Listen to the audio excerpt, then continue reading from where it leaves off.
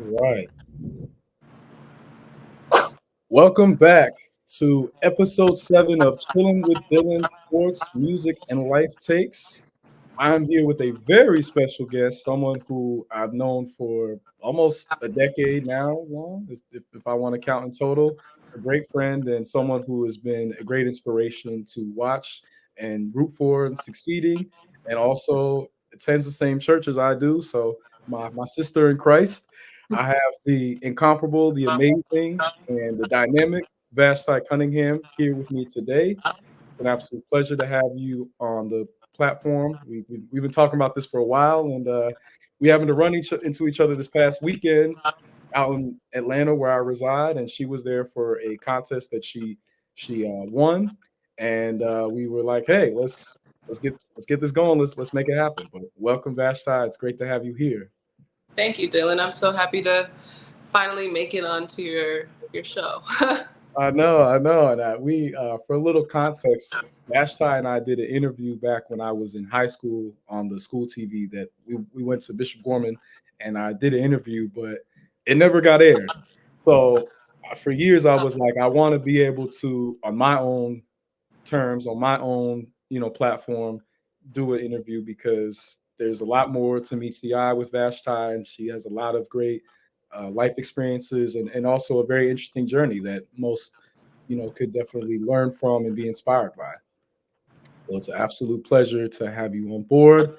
To kick things off, at 26 years old, and I turned 26 years old this year, so we're not too far off in age. You're a Capricorn, right? I am. Gang, we here. But at 26, with the resume and body of work that you've been able to accumulate so far, that many athletes would kill for, what are some of your most immediate goals that you're hoping to accomplish this year, especially with the Olympics coming up? Some of my most immediate goals are definitely to win an Olympic gold medal, win an outdoor world championship gold medal, bridge the gap between culture and sport. But ultimately, my goal when it comes to competitions is to be able to just give God the glory at the end of everything, whether that is finishing on the platform or not finishing on the platform. My goal is to keep myself present in that place of just being able to turn everything back to Him. You know what I mean? Absolutely. Well, with God being such a integral and important aspect of your life, and also for further context, your father, who he should have been in the Hall of Fame, but I'm gonna say future Hall of Famer because it's about damn time. Uh, but Randall Cunningham, the Randall Cunningham, the first superstar black quarterback, first superstar dual threat quarterback, 1998 MVP. Year I was born.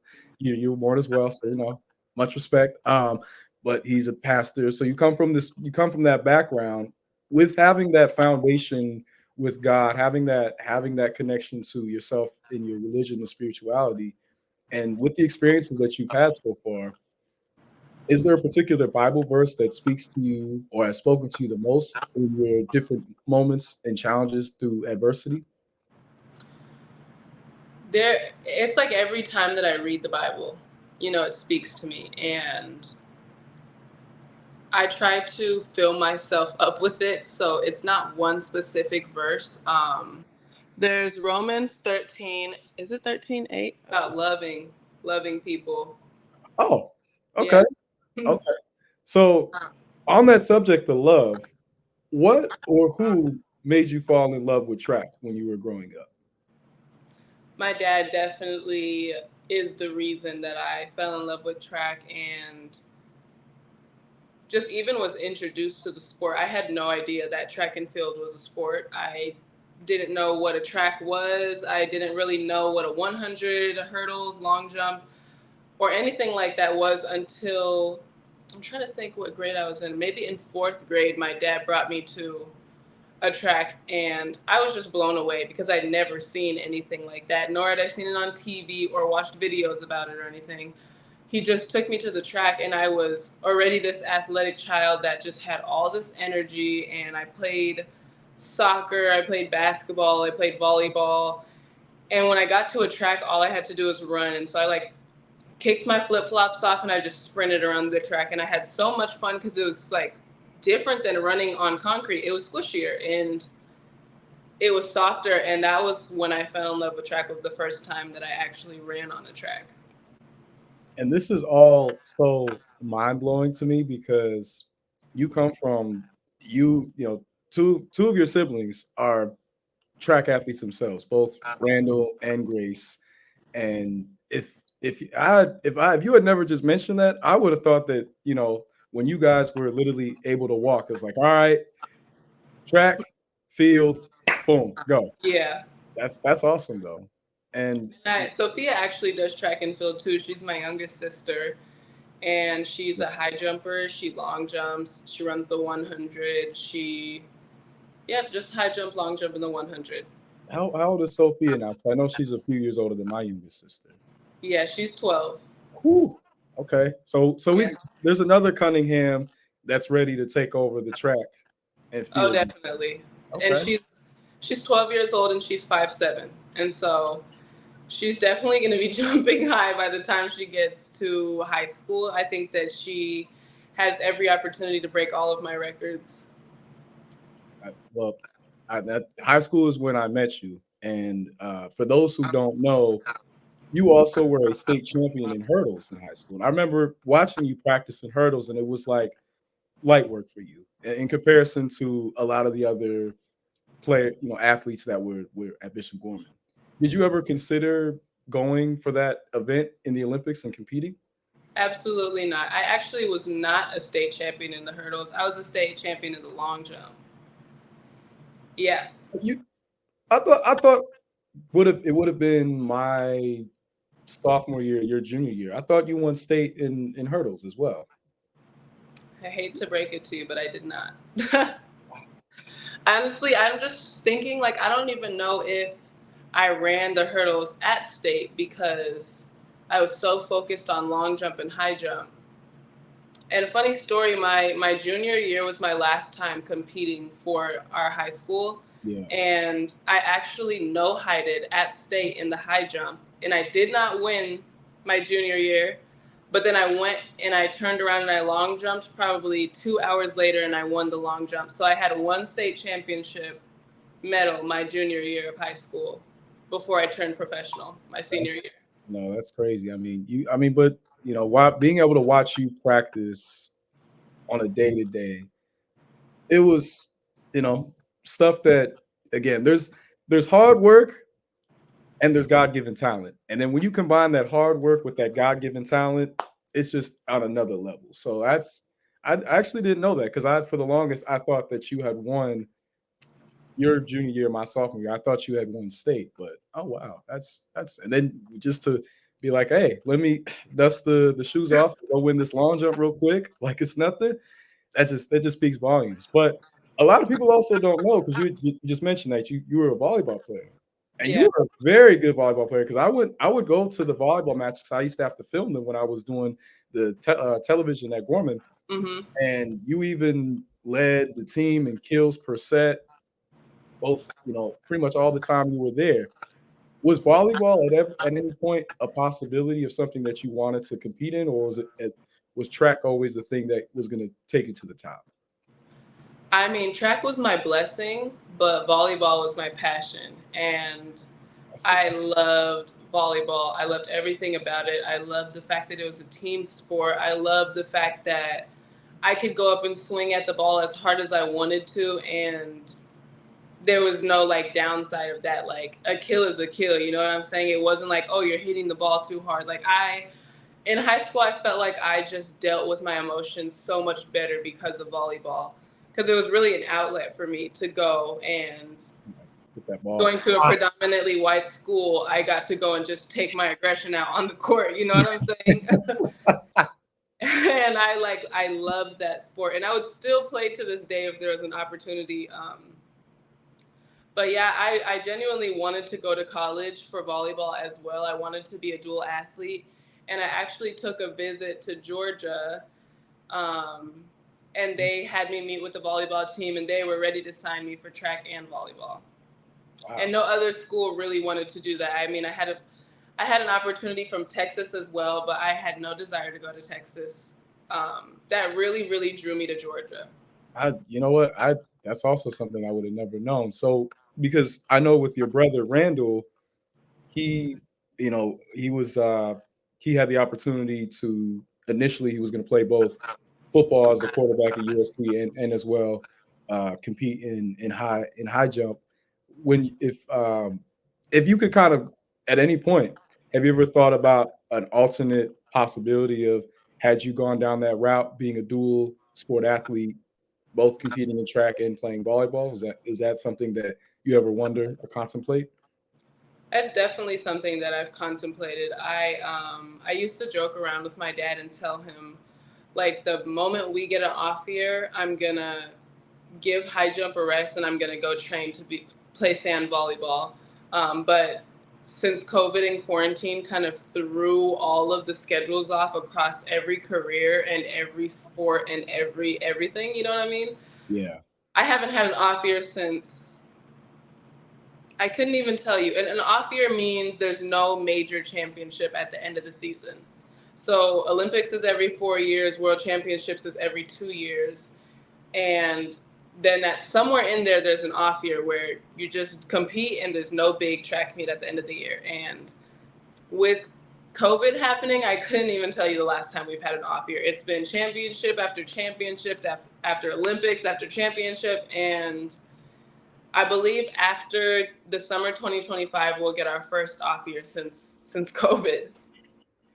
And COVID was that'll make it 5 years. So Yeah, whew, crazy.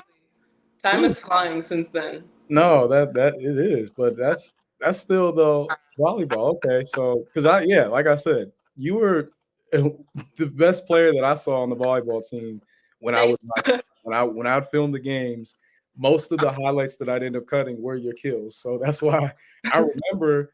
And I never, I never bothered to ask, like, is this something that you ever, want to take to the next level? Because I Yeah. knew how focused and locked in you were to track. But that's awesome, bro. Okay. Thank Now, I briefly talked about you come from quite the family of athletes, like literally, even down to, like you said, Sophia, who's 12 years hmm old, 5'7", and you said she's on her way to being a record-breaking athlete. And now, coming from all these different athletes, and then your mother, Felicity, amazing ballerina who had the opportunity to dance with the Dance Theater of Harlem and still is very active in dancing today.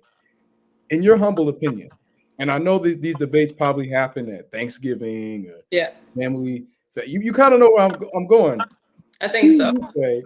Who would you say is the best athlete of the Cunninghams? Look, ballet is something that not everyone can do. Okay, and football is also something that not everyone can do. And it's not. I'm not even gonna say that anyone can play football. Anyone can go to the park, set up some teams, and run routes and play football. You know what I'm saying? But not everybody can do what a ballet dancer can do. And I wouldn't say that anyone is better than the other, like my dad's the better athlete or my mom's the better athlete. But I think that the combination of them coming together and having children just blossomed, and God blessed them to have athletic children. Right. Because it takes grace and it takes like that dog in you to come together and create something beautiful. Oh, for sure, for sure. And you kind of touched upon, both with the football pedigree and then the ballerina pedigree. Your uncle Sam also was a great football player for the New England Patriots back in the day. And you got three men in the family who all were able to play football at a very high level. Your dad, obviously, Randall Cunningham, Mhm. the Randall Cunningham, the Uncle Sam, and then your brother Randall Jr., who was the starting quarterback when I got to Bishop Gorman. Yeah. Is there any aspects of that football training that you've ever been able to incorporate into your track regimen, or is it something that you can recognize the value in it, but it just doesn't have the same approach? I mean, definitely when I first started track, and I first started high jump, my dad would take us to, we would go to UNLV and we would practice there. I would practice high jump there. And this was very, very early on. So, like my first years of track. And I remember we would get to the track and he would have a football with him. And me and my brother would run routes. And we would literally catch the football and just run like probably 6 to 8 routes each, and then we would go and high jump, and that was like our warm up. And that's something that I look back on all the time, and I'm like, thank you so much for not knowing what to do back then, so that I can have these memories and those experiences to like share with people, and also just to reflect back on, because there was such an innocence when I entered the sport that Mm, I feel like me and my dad as a coaching and athlete duo have only developed into the professional side as naturally as we could. Like not too much was put on me when I was young. I wasn't lifting when I was younger. I wasn't running right. crazy distances or doing too much. Like it was just something that I honestly enjoyed, because there was just such an ignorance is bliss. No doubt. So running routes though, I mean, I'm sure you probably are a pretty difficult receiver to cover because you got the speed, you got the height, and you've got the endurance to be able to run for a long time. How are your hands though? You got some good hands? I can catch the ball. I actually used to play flag football. Okay, okay. Before I even started track, I was one of two girls on a flag football team, in the NYFL or whatever league it was back in the day. Yeah. Quarterback or what they had you out? Quarterback and a little bit of running back. Oh, run. Oh wow. Okay, okay, okay. Yeah, I know they couldn't catch you when they were trying to run after. That's funny. No, I loved to compete with the boys when I was younger. I just thought like, I'm gonna embarrass you guys out here. I get that. I get that. And for your mother, Felicity, with her having the dancing background and both, Grace, your sister, and Sophia, they participate at the church with dancing, and they've got that as part of a foundation. Was that ever an aspect to your foundation that you were able to use when you were training? Yeah, I think that my early years of doing ballet definitely transferred into high jump. I'm not gonna say into like training, but into high jump, because I've had people come up and tell me that I look so graceful when I high jump and it looks Yeah. so effortless, and I just genuinely attribute that right to my mom and those years of ballet, because it was not easy for me to be in a slow pace setting and stretching super long, or you know what I'm saying, doing tendus and like just little things that comes with ballets. Like I didn't have the patience for that kind of stuff. And so when I think of high jump now and I hear how certain people talk about how I high jump, I think that ballet has definitely played a part in the way that I jump. I don't know if I've ever told you, but I actually was a really good dancer, and I did ballet. Actually danced with the Nevada Ballet Theater. I did Wow. tap, ballet, hip hop, and jazz. And I actually, one of the head instructors there for the ballet wanted me to be like his star pupil at his academy. But similar to you, of like how like I needed something to stimulate me, Yeah. ballet, that slowness, and then also being a guy. It was not easy growing up in the mid 2000s Yeah. and being like, yeah, I dance and whatnot. It did not really bode well socially. So it was a common.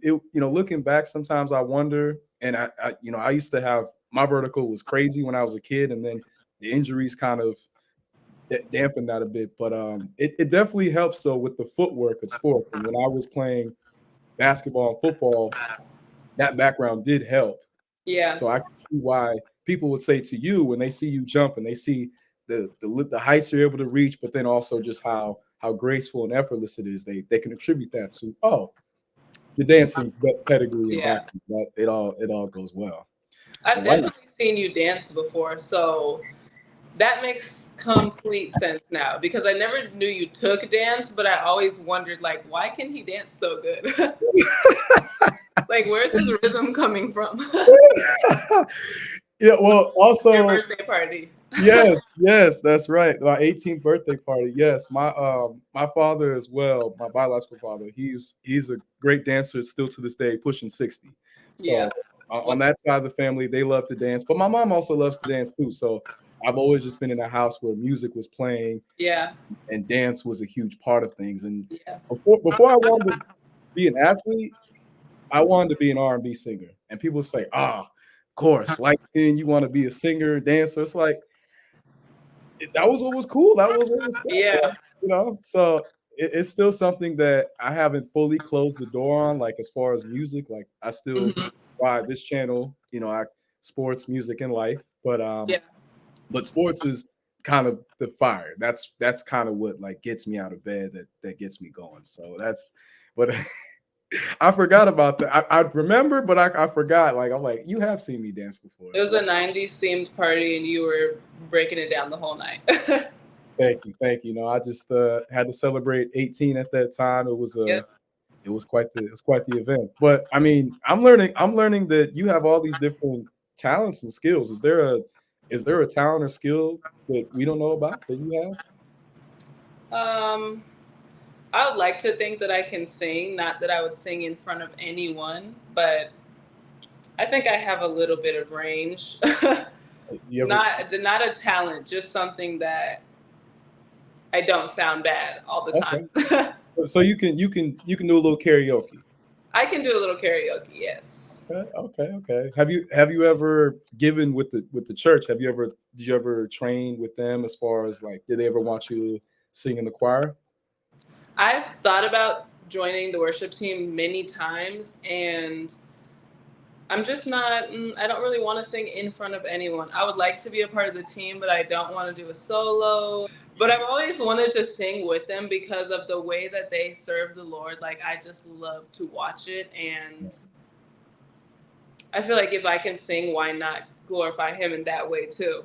Absolutely. No, and that Ivy, she's been with the worship team for about close to 4 years, and that's been a huge benefit to her Yeah, foundation as a singer. But it's also, it's a great joy. It brings great passion and brings her closer to God, and yeah, it's always important to have those kind of things and to be able to be in the presence of that because being in the audience, you know, on a Sunday and hearing the worship team, you just feel this jubilation. You feel this you feel the spirit, you feel honestly. right. You feel the spirit of God moving through as a vessel, and it's so awesome to see. And I mean, music is very important, which I mean, hence the title of my channel. Is there any particular music that gets you motivated before you're getting ready for a meet?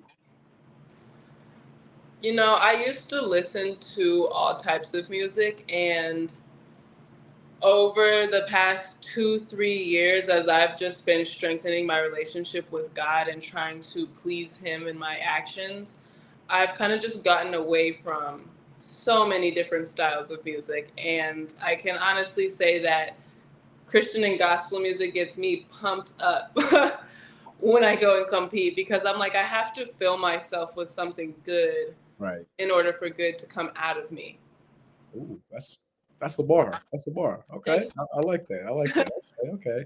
Yeah, I definitely. I've noticed that I've been seeing a trend because I've gone to several like Christian events out in Atlanta, and I've been noticing it's a lot more people who are in our age range who are like, I don't really listen to secular music anymore. I only Yeah, listen to Christian music just because of the vibrations and the things that I pick up on. I'd rather, like you said, fill myself up with good so I can go do good. yeah. And I listen to Christian music. Do I listen to it all the time? No, I'm not gonna sit and no reason to lie in front of the Lord today. I Yeah. don't listen to Christian music all the time, but I do listen to it and I do see the value in it. And I think that's awesome that that's what you're fueling, yourself with because I mean I'm not judging the people who don't listen to it.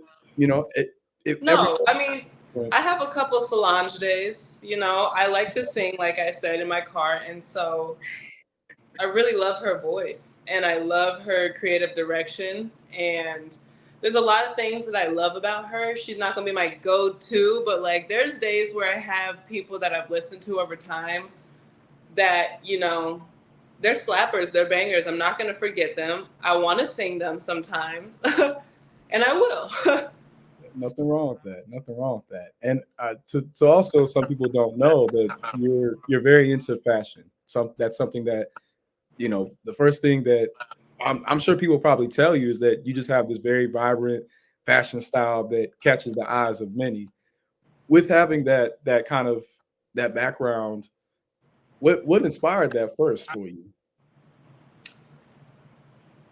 I just think I think that my parents inspired it. I mean, when I look back at pictures of them when they first met and when they were younger, it just all makes sense to me why I am the way that I am. Like my mom, for example, still has it to this day. Like the fist that she pulls up to church in and goes on stage and does the announcements in, I'm looking at her and I'm like, you remind me of me, or I remind myself of you. Right. And so I think that it rooted from my parents. My mom moved to New York when she was 18 years old from South Africa.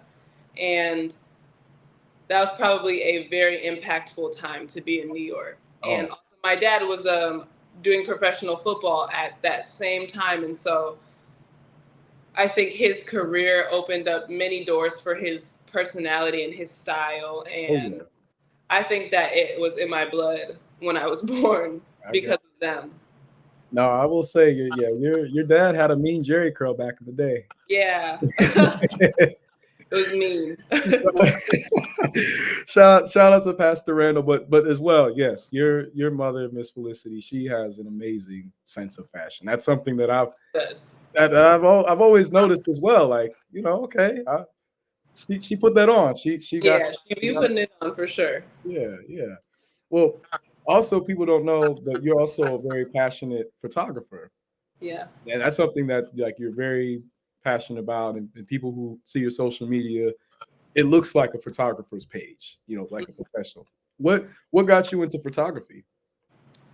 I got into photography around the seventh grade. Me and my best friend at the time, we're just we were such creative kids. Like we were outside all the time. We were making things out of duct tape. We were painting things, painting shirts, puffy painting everything we could, like just doing so many random things. And when we stumbled upon a camera for the first time, we just didn't know how to act. We were making videos, we were taking pictures of each other, and I just fell in love with taking pictures and the way that our pictures looked different from each other. And I took my first photography elective class in seventh grade, and I just fell in love with it. I thought my pictures were cooler than everyone's. I liked the way that I saw the world through the camera. And as I grew older and got into fashion and got into my own creativity, I just thought that photography was the perfect way for me to like express my thoughts as well as dressing myself. You know what I'm saying? And just taking pictures of things that I thought that were cool, not what everybody thinks that are cool, but literally just what I like. You like, And yeah, that's like my passion with photography is that you can do whatever you want to do. It doesn't have to be a textbook thing. It's not a formula. It's just what your eye sees. oh, absolutely. And within that value to knowing that self-expression is something that's very important to you, you've been able to travel the world and you've been exposed to different cultures, different lifestyles. You've been able to see a lot more things than most people will ever see in a lifetime. What's been your favorite place and culture to experience worldwide overseas so far? Well, I'm going to say South Africa because my family is out there and A good I one. love that place. But I recently, just this last summer, I went to South Korea and I also fell in love with it there. I was just blown away with the culture. I've always liked Asian culture as long as I can remember. I remember being so young and my mom taking me to the Sanrio stores and just like buying myself as many tiny little Hello Kitty things that I can afford. You know what I'm saying? And as I've gotten older, that the like the way that that culture kind of just has me curious, has not slipped away or anything. And so I went out to South Korea by myself, and I hung out with my friend who doesn't speak English for 10, 11 days. And I just fell in love with it. The place itself, the morals the people have, the culture, the food, the nature. I just fell in love with it because things really are so different everywhere you go. I've been to Europe, I've been to Africa, and I had never been to Asia, and it was just so different. It was so different. The way that they care about each other is different. Everything was different. It was different from any place that I'd ever been to. Just like every place is different from every place. You know what I'm saying? But being in America, I think it's so refreshing to get out of the country and to experience life in a different way. Absolutely, because it gives you perspective of Yes. not everybody lives like us, and Yeah, there is a world outside of us. exactly. Yeah, people get a very microscopic view when they're in America of thinking the world revolves around the USA. And Yeah. don't get me wrong, the USA's influence is strong, especially when you look at Black culture. Because I know, like in Korea, a lot of those K-pop groups and whatnot, they're Oh, very there's a strong sense of Black culture out there. yeah, they're very inspired by Black music and Yes. Black entertainment. But there's also different aspects to their culture and lifestyle that they integrate within that to make it their to make it kind of their own thing. So I think it's dope that you've been able to experience a variety of different places and being able to see, hey, you know, there's more to just America, and there's also other things that pique my interest, and there's more to learn about. And having Yeah. that desire to always learn is also very helpful. Now, when you look at long term, when your career is all said and done, do you see yourself settling down and staying in America, or do you see yourself potentially going overseas? Because you've already been able to experience different places. I mean, you were out there 10, 11 days with someone who didn't speak English, but you had a great time. So Yeah. clearly, you can adapt anywhere that you go. No, stop it. I think in the long term of things, I would like to be based in America, Mhm. but I really, really want to be able to do missionary work and shoot pictures for Nat Geo. I think that I can do all of it at one time. You know what I'm saying? I think that what will take me out of America will be the missionary work, and it's nothing to bring a camera. You know what I mean? It's nothing to spend time taking pictures of what we're doing, and not in a way of like, look what we're doing, but like, look at how beautiful these people are. Right. Look at how they live. Look at what they wake up and see every day, what they eat, what they go to sleep, what they see before they go to sleep. I just want to, show a different perspective in the best way that I can. And I think that I'll spend time in a lot of places, but I think that my base will always be America. My family is here. That makes sense. That makes Yeah. sense. Have you ever thought about representing South Africa within the Olympics? Definitely when in 2016, when I signed professional, me and my dad had a backup plan in case I didn't make the Olympic team. He was like, well, you can go and jump for South Africa. And so that was like the original backup plan. But since I ended up making the Olympic team and I've jumped for the USA for so long, if I were to switch, I would have to sit out for a number of years.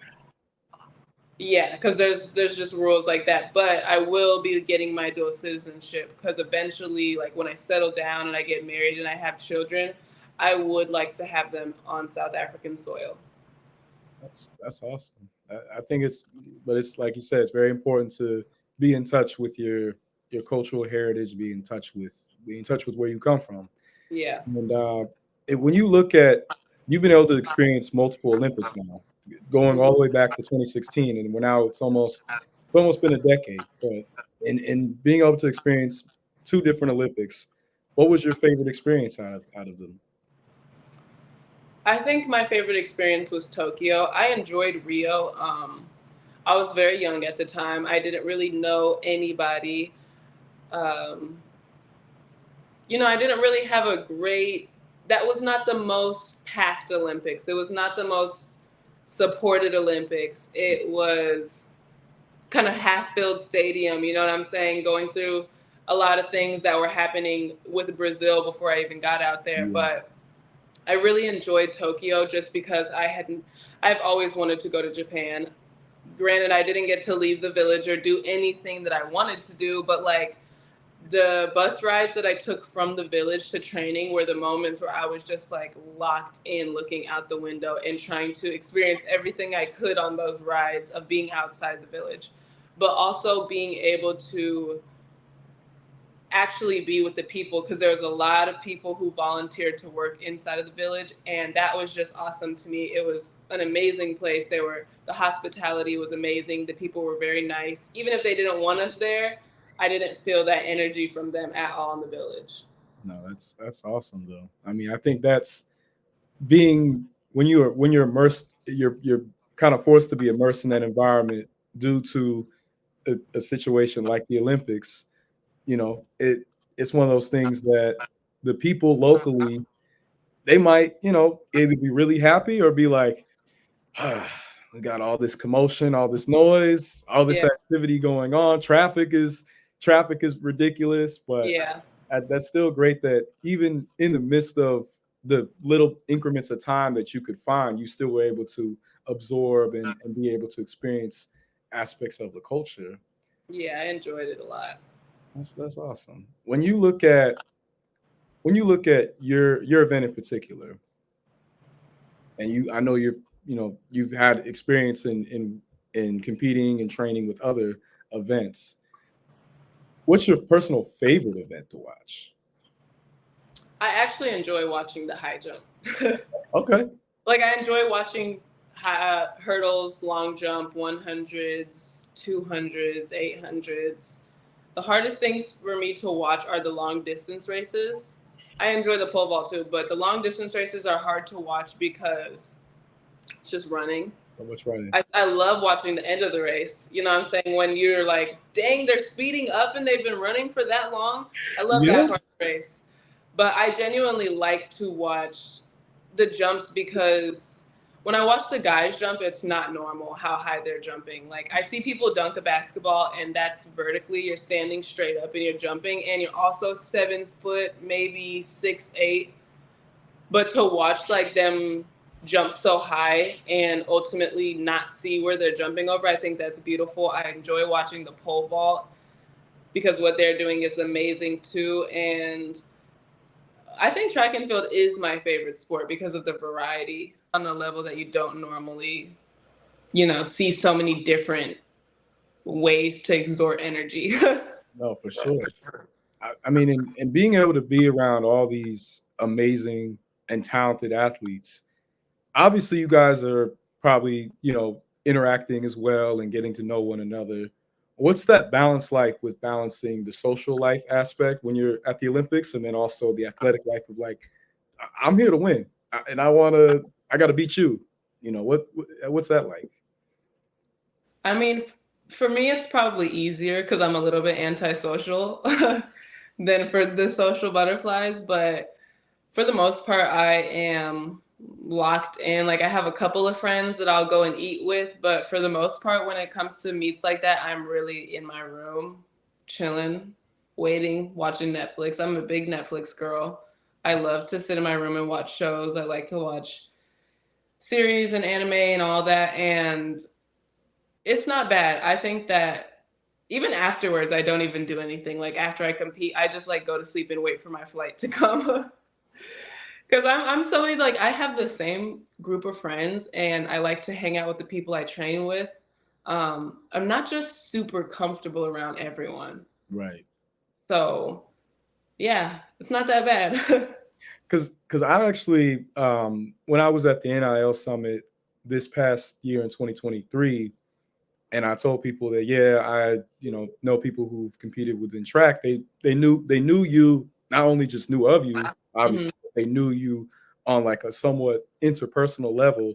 So I know like with different sports, sometimes like when you're friends but you're rivals, sometimes those lines can get blurred, and so that it always interests me with track because track is either a team event or individual. It can be one or the other.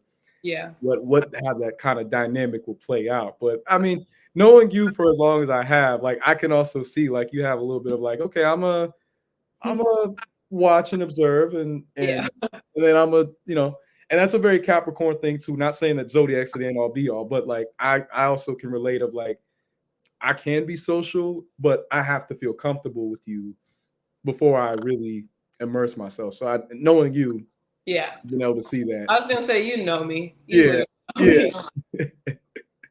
firsthand, I've been able to see that. But I think once people meet you, they see that you're very genuine, you're very down to earth, and you're very funny as well. Thank That's you. of course. Thank you, Dylan. Yeah, no, not a problem. Now I heard a bark earlier, and we can't ignore that one. Yeah. Mango. That's the Yes. dog that you've had is like had for a while.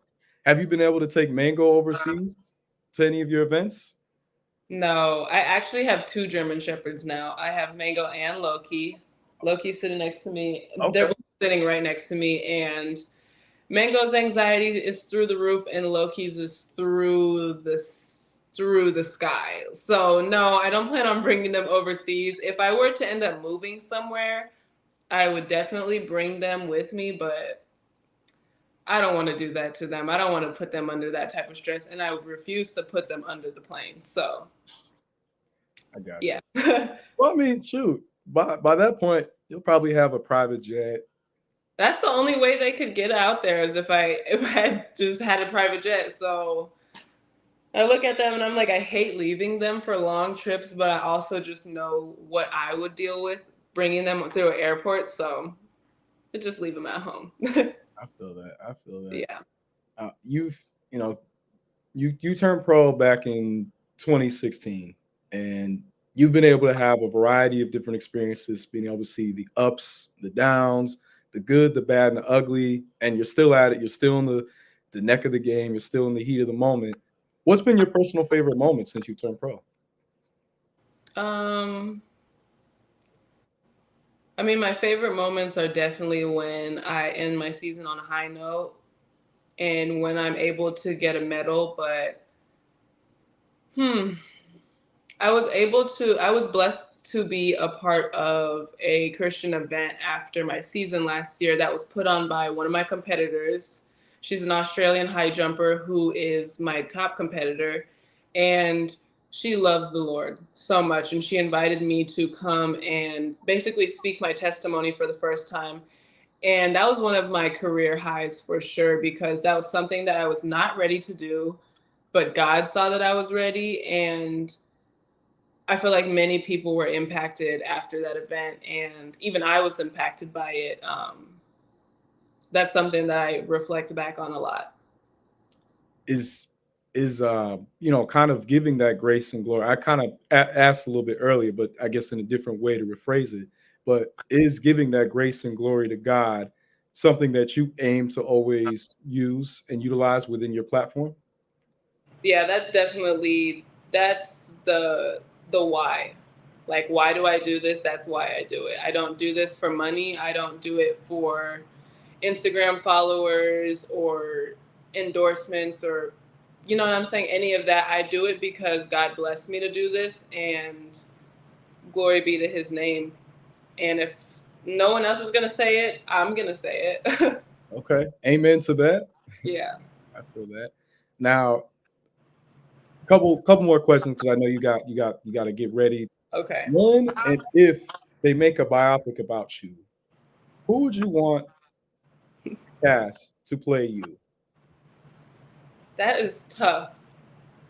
I don't really know actresses by name. I don't know. Maybe I would want to play myself. Okay, so you'll do like the 50 Cent or Eminem with like Get Rich or Die Trying 8 Mile. You play okay, all right, I all don't right. know who could play me besides Grace, my younger sister, and everyone thinks we're twins. I don't really know anyone who would. I don't know. I can't think of any specific celebrity or actress right now that I would. I've never even thought about that before. Having my own little movie situation. Never thought about it. Look, hey, we gonna I mean, would that be something that you maybe want? Because I think I would watch that movie. I know you, so I'm a little bit biased, but I would. I think your story is very interesting, and there's a lot of different levels and layers to it. Is that something you would ever? I think there's a lot of things that there's a lot that could go into it that people don't even know. So I don't know. I don't know if I would want that. If that was something like eventually when I go into whatever God has me to go into after track and field, that could be a possibility. But right now, I feel like the story is so still being written. Right. So I can't really see too much climax yet. For sure. Well, Yeah. that's a perfect segue to the last and final question before we close off everything. But it's been an absolute pleasure to speak with you. Obviously, again, knowing you all these years, it's already a great So long connection. overdue. Long overdue, and it's all I was glad I ran into you. But when it's all said and done, and your legacy is fully cemented in stone, undeniable. You reach every pinnacle of success that you have been training and working towards practically your whole life. How is it that you want to be remembered as? When it's all said and done, I would like to be remembered as someone who was a light for people, someone who drew people closer to God and lasted throughout their career, didn't burn out, didn't get tired of everything or become arrogant. You know what I'm saying? I would just like to be seen as a light at the end of all of this. Well, as someone who personally knows you, I would say that that's a perfect kind of summarization or description of you as someone who is a light, someone who is a great vessel of the Lord and God. And having known you all these years and being able to get to know you better, especially once I joined the church, that speaks volumes to who you are. And I think that there's going to be so many people, especially, young black girls who are watching you now, but going to be able to continue to watch you and see you as a role model and a beacon of inspiration and someone who, again, really lives by the word and doesn't just talk it. So I think, you're already at that point. And as someone who's a friend, someone who's, you know, me for a minute now, Yeah. it's amazing to see the progression. It's amazing to see where you're at your journey. So I'm always happy and always glad to support you. And hopefully the stadiums this year are filled to the brim because y'all deserve that. We were watching you from home in 2016 and 2021. Yeah. Yeah, we were watching, cheering. Woke up early than a mug, but Yeah. it was worth it. It The was time well change for sure. it was well worth it. So it's always a pleasure. But it's been an absolute pleasure to have you on board today and speak.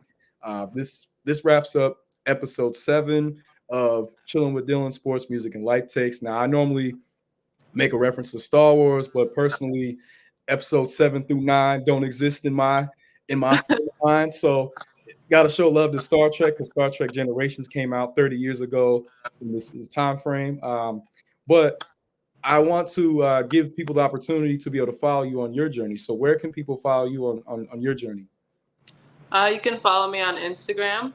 My at or username is Vashtizzle with 2 Z's. So yeah, All right. that's it. Y'all, y'all make sure to follow my girl Vash Tizzle right here. Gold medalist on the way.